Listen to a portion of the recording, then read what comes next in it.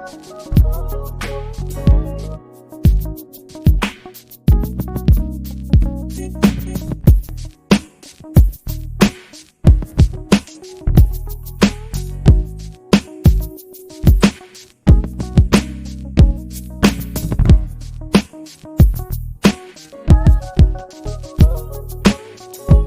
Ringside crew.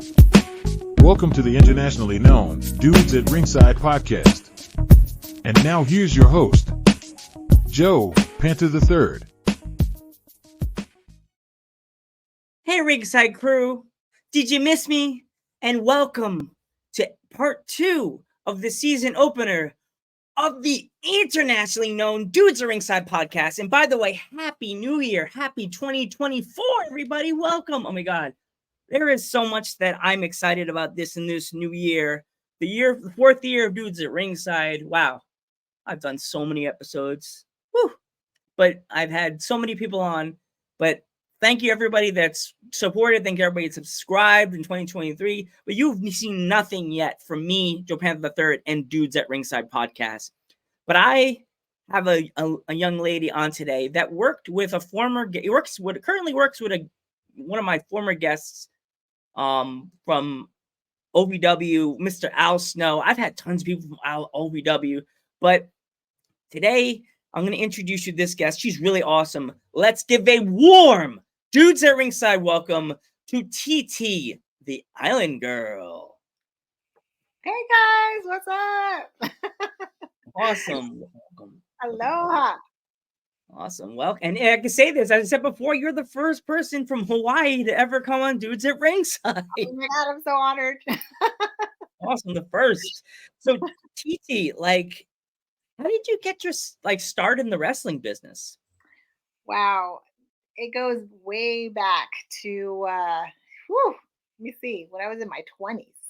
I was living in Hawaii, and the opportunity came about, and my first show ever, I was a valet, and I was on the same show with the Blue Meanie, Jasmine St. Clair, Ken Shamrock, and the winner from Tough Enough, Taylor. So they were all on the show, and I believe Rey Mysterio was there. It was his last indie show before he was actually going to debut on WW. I don't know if they were F or E at the time, but wow, yeah, he was. I was thinking you were going to say WCW, but wow, when he came to W. I mean, that was the day that Joe lost his ever-loving Marn when his new music hit. Yeah, that's when he first debuted in WWF. Wow. Oh, wow. Yeah. And so I remember seeing him without his mask, and he was just, running around backstage, and everybody's like, "Oh my God, you know who that is? Do you know that?" And I was like, "No, who is that?" Like, that's Rey Mysterio. He's going to debut soon. And I was really new into the wrestling world and the business. And so I learned a lot really fast. And to be honest, I was not a fan of wrestling before I started wrestling. And a lot of people, that'll make a lot of people upset, but I grew to love it because after I got into it, I realized that it was a lot of hard work, and I really had a lot of respect for people in the business and everything that they put their bodies through and what they go through traveling wise, and what they,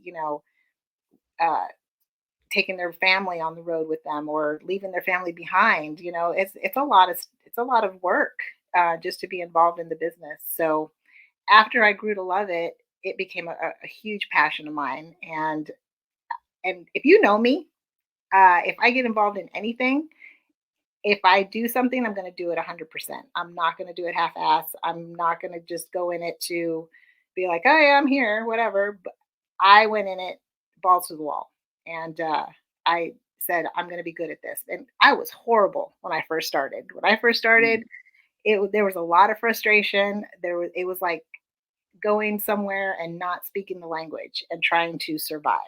That's what it was like for me. And so after I got the hang of it, and I think it was like just one day it just clicked, because there was a long period of time where it did not click.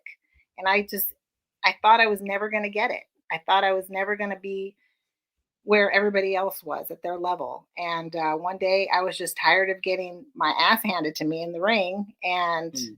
I was like, okay, I need to do this.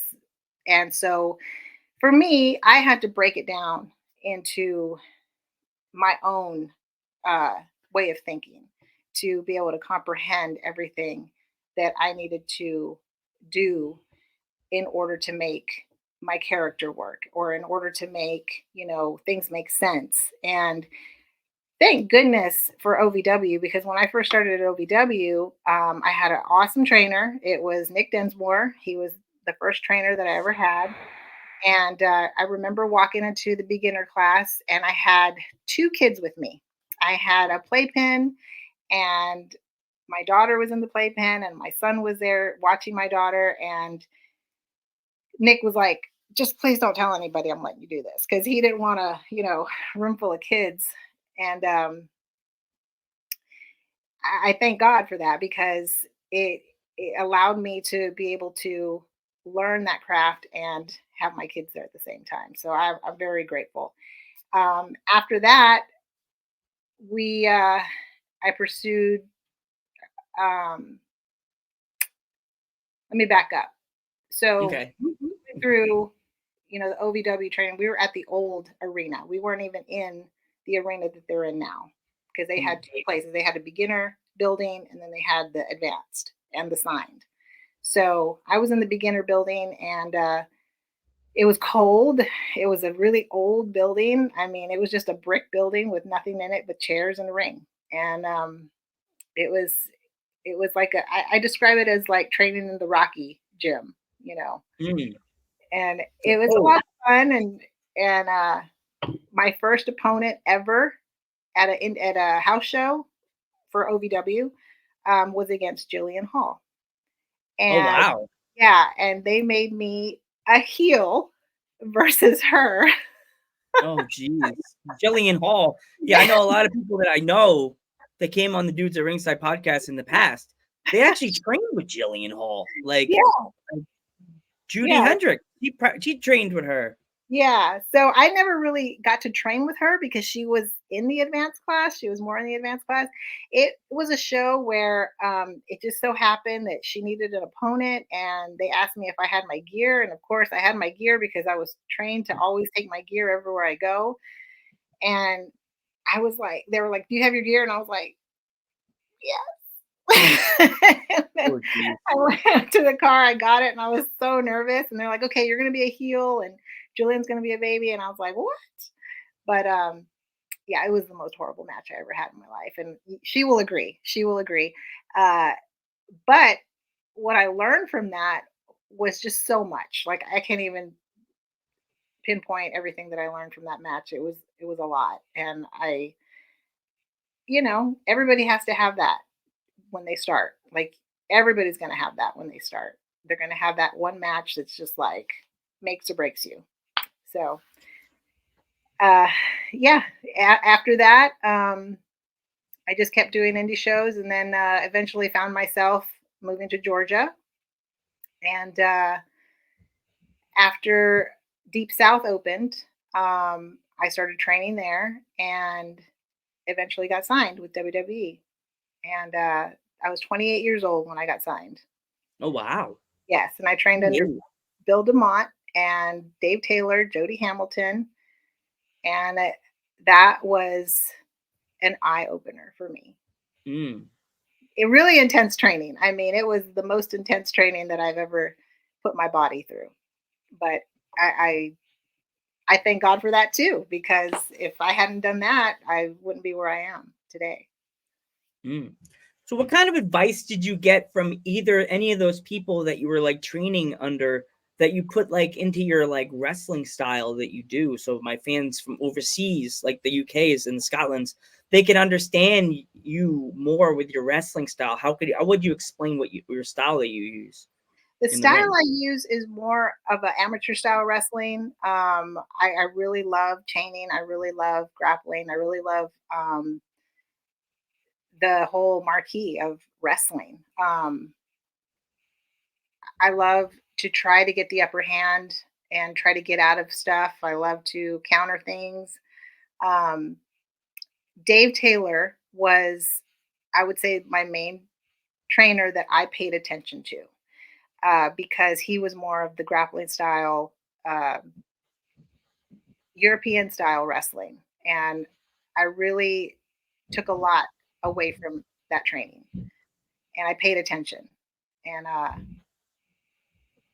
for me, I find that that's the style that I like the most. I'm not a high flyer. I'm not somebody who's going to come off the top rope, but on occasion, you will see me pull something like that out of my hat. And it's just not something that I do on a normal basis, but every once in a while, not saying that I can't do it, I just don't do it. Mm.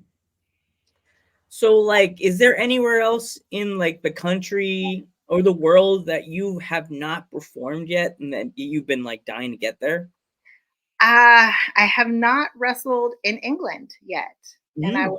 I would love to wrestle overseas in, England and those countries over there. I've been to Japan. I've been to Mexico. Um, I have not been to Canada yet. I feel Mm. like that might be coming soon. Um, but yeah, I would love to go to England. Awesome. So like let's get into it with OVW. Like, how does it feel to be like on like the card for that show after that big craziness that just happened with the Netflix special and everything? Like, how do you feel now that you are part of that OVW world? You know, it's really it's really amazing to see it unfold the way it did. The whole summer I was trying to build the courage to actually make my way back to OVW, and I was seeing girls that were working on the indies with me, that were there, and I was just like, wow, maybe I should try to go up there again. I don't know who's in charge, I don't know who to talk to, but I want to see if I can make my way up there again. And I do have a daughter that wrestles, and Oh, I you was talking, do? yeah, I do, and I was talking to my daughter, and I said, hey, do you want to come with me to OVW and just see, like, you know, if we can get on a show, or let's just watch the show and see what happens. And she was like, well, and she had a job at the time that she worked a lot at. And so she was like, well, I don't know if I can get off work to go to the shows. And I didn't even know that their shows were on Thursday. So um, I was just going to go up on a weekend. But um, so anyway, it just happened where she wasn't able to come with me. And my daughter is very independent when it comes to the business. She wants to do this on her own, and um, she wants to be able to carve her own path, which is fine. And so she was in Alaska at the time wrestling, and I had the Wow, opportunity. Alaska. Yeah, I had the opportunity to go to OVW around the same time. So, like I said, when I was talking to you earlier, um, Is that her? I know, right? Can you hear that? No. Mom, Um, Mom, so, stop talking about me on the podcast. no, right? So it just so happened that, like I was telling you earlier, somebody told me, hey, She heard you again. She's like, Mom, I heard you. You didn't send me the link. yeah, so I keep getting off track. Sorry. No. So I was telling you earlier how my friend, contacted Al and was just like, just text Al. And I'm like, I can't just text Al Snow. And then Al ended up texting me, and he was just like, hey, Tracy, it's Al. I'm just like, oh, crap. And he was like, we'd love to have you, come on up. And I was like, oh, okay. So I made it happen. I was like, I told all my clients, at the gym, I'm like, I can't train you this week. I altered their schedules. They were fine. My clients are awesome. And I made my way up there. And I didn't expect it to snowball so fast. And when I got there, they have these meetings that they let you know what's going on. And they were talking about the Netflix thing. And I didn't realize, because I don't have TV and I don't watch TV. So Mm. everything I do is on social media, or I have to look it up and I have to watch. So uh, they were talking about the Netflix thing and how it was going to debut. And I was just like, dang, I just missed the boat, like, wow. And Yeah. but it's still exciting. It's still I still enjoy going up there. I still you know, hope that more opportunities will come my way. And I feel like they will, because I'm not ready to quit yet. I'm still going. So Mm. I'm ready for everything. Yeah. So, like within the OVW world, is there anybody that you have not got a chance to work with on the roster? I'll give you a top five, male or female, that you want to wrestle with or train with that you have not had a chance to put your fingers and like get some DNA with them, move around with them in the ring. Um so Doug Basham is the head trainer right now, and I did get to do one training session with him um this past month or last month. But I did start at OVW when he was there. I would like to get more training in with him and Al, because I've never got to actually train and be critiqued in that fashion. Uh, I want to be able to say that, like, I was in the ring training and Al was my trainer. You know what I mean? Like, Hmm. I want to be there on a consistent basis, and I want to go and be able to um, attend their academy or attend their training and just, get the ring rust off. I guess they call it that. I have my own ring here. I don't know if you know this, but I own my own business. I own a gym, and I Oh have my own. wow! Yes, We want to talk about that. You can talk about your gym. yeah. So in that video where I'm doing the promo, that's my ring inside my gym. So Wow. right now I train alone. I train by myself. So I, do all the cardio drills by myself, and I try to keep up my win by myself. But it's hard because, like, I would love to have a partner to go in there and train with me. And Mm. I try to tell the girls on the indies, like, hey, if you guys are ever passing through 75 up to Kentucky, you guys can stop by my gym and, get a session in or whatever. Oh wow. So yeah, like who is there like who have you not wrestled in OVW in the women's roster that you've been like waiting to like scrap with them? Uh, I've pretty much worked all of everybody. Mm. That's what I mean by it snowballed so fast, and we've gotten a chance to wrestle each other multiple times. But one on one, I think, because I wrestled Tiffany, and she was amazing. Um, Tell her I say hi, by the way, I because will. I I've will. been dying to work with Tiffany since back in the day, and things happen, and just scheduling issues, and Yes. me Yes. being a me being a bad booker, like Aw, trying to do it, and something look, happened. But tell her I say hi. I want to I definitely will. have her on this year in 2024 I will. because She's amazing. I Yeah. love OVW.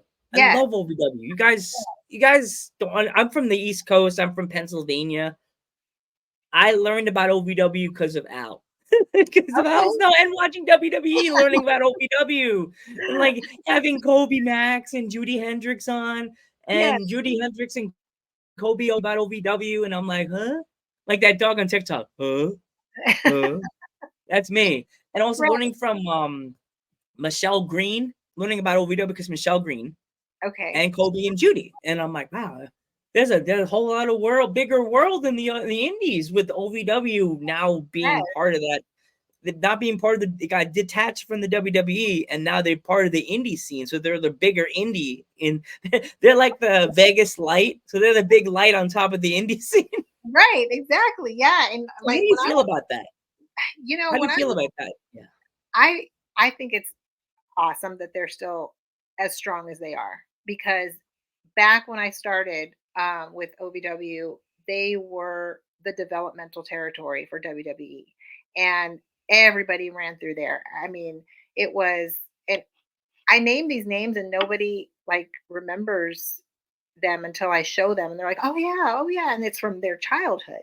Like, I have to realize that everybody that is coming up are around my daughter's age.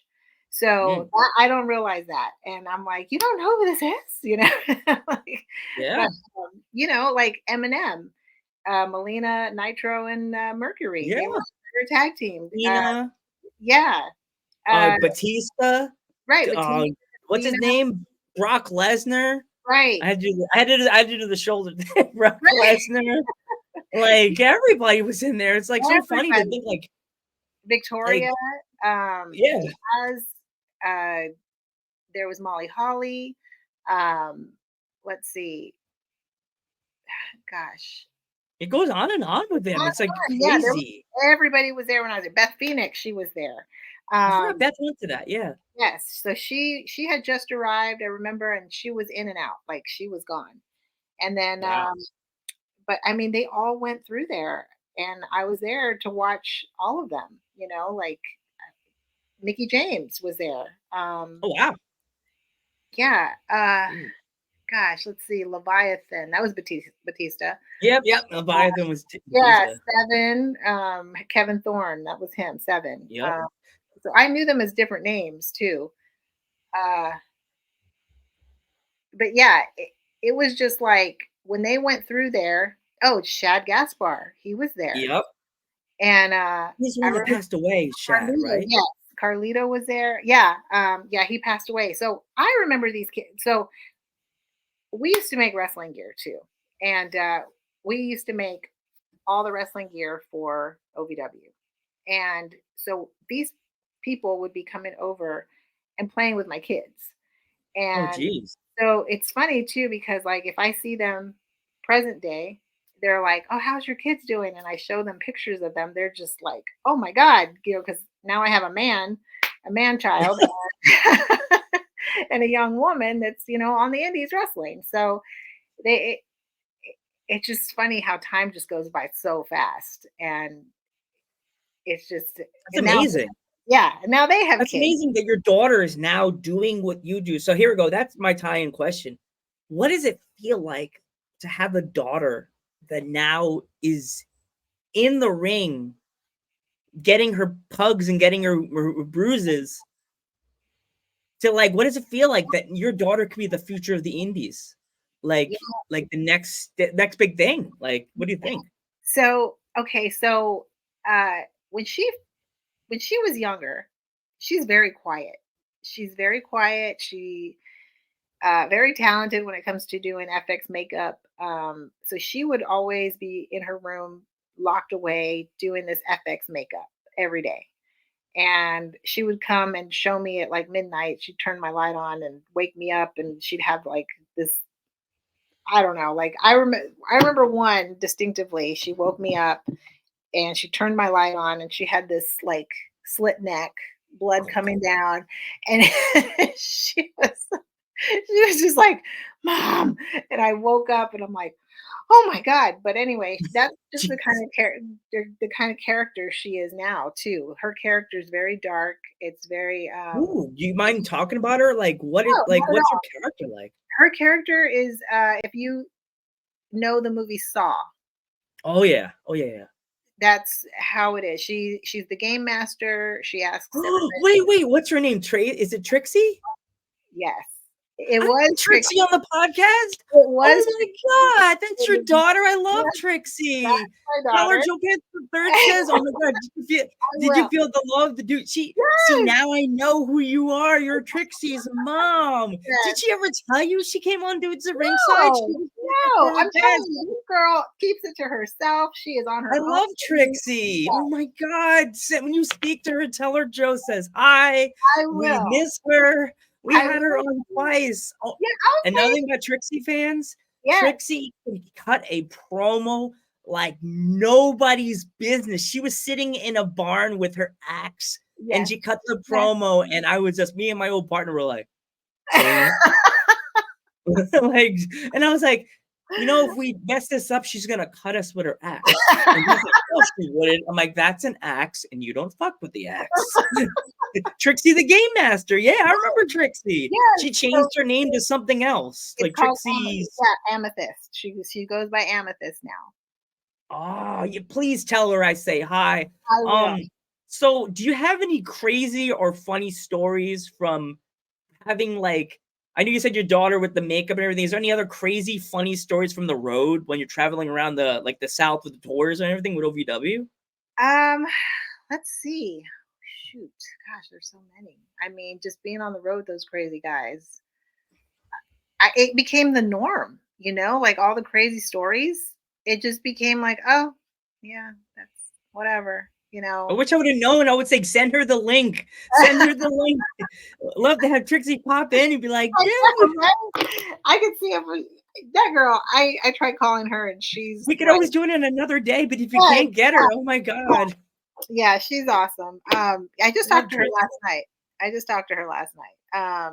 Oh my God. Oh my God. That's so amazing, fans. Trixie's mom is right here. TT, a storyline. TT is. That's what everybody says too. Like, we'll go on shows and we'll be wrestling each other, and she. Oh my gosh, if you can look this up on YouTube, we did a show where we had these two other twins. They were a tag team against me and her, and nobody knew we were mother and daughter. And at the end of the show, we won, and we were celebrating, and we hit both corners, and then we crossed paths. And as we crossed paths, she kind of pulled me around and she super kicked me in the face, and I went down, and she cut a promo on me, and she was like, for everybody that doesn't know this, that old lady laying right there is my mother. And she said, and I'm tired of playing with you, mom. She's like, I found new friends to play with. And she goes, don't worry, I'll have your wheelchair waiting for you. And Oh, Jesus. and then she went and pulled one of the twins and like drug him to the back. And it was Wait, really the twins, I can't think of their names. Is it the oh God. I had a set of twins on the podcast last year. The two girls. What yes. are they called? Are they Blair and whatever. Blair, Lizzie Blair and Peyton? Yeah, the something twins. I can't think of their names. It's two girls. Yeah. I can see their faces, but they have their picture of them back to back. Yes. So they Yeah, I started, think So yeah, we all started here at my gym together, and yeah, they went on their own. Now they're doing some like really hardcore matches. I don't know if I'm talking about the same twins. Oh, There's a set of girl twins that I had on the podcast last year. okay. Most of them don't come on together. They came on together. Okay. Yeah, Lizzie Blair and Peyton Blair. I think No, that's not them, but I definitely would like to have them on the podcast. So if you talk to them, tell them Dudes at Ringside is always open. And February is women's. I'm going to tell you this now, fans. We have a lot of fun things happening this year on Dudes at Ringside. January is now. This is you're the first one to hear this. So January is New York / Pennsylvania Appreciation Month, because where I grew up in New York. So you're the first person to come on in the month, and it's kind of like you're opening the month for me, opening the year. So February is, once again, as always, Women's Wrestling Month. So if you're watching this, women's wrestlers, managers, ring announcers, if you would like to be spotlighted on Dudes at Ringside podcast, please DM me on Instagram. So TT, before we go, is where can my fans follow you on Instagram? On the Island Girl TT. At the Island Girl TT, yes. If you have any merch then my fans would like to purchase, where can they find it? Right now, I am in the process of making my merch. All my stuff is super old. It's from when I had blonde hair, and it doesn't look like me at all. So I'm in the process of making new shirts, hats, 8x10s. So I will have those shortly. Awesome. TT, I want to thank you for helping me open 2024 for season 4 of Dudes at Ringside podcast. I would love to have you back on. Maybe I could even have you and your daughter come on in February for Women's Wrestling Month. That'd be so awesome. I would love to tell you about my experience in motion capture as well. Like that was. Oh my gosh, too. Oh wow. All right. Thank you so much, TT. I'm Joe Panther III. Your turn. Oh, and I'm the Island Girl, Pride of the Pacific, TT. And we will catch you in the next one. Have a good night, everybody.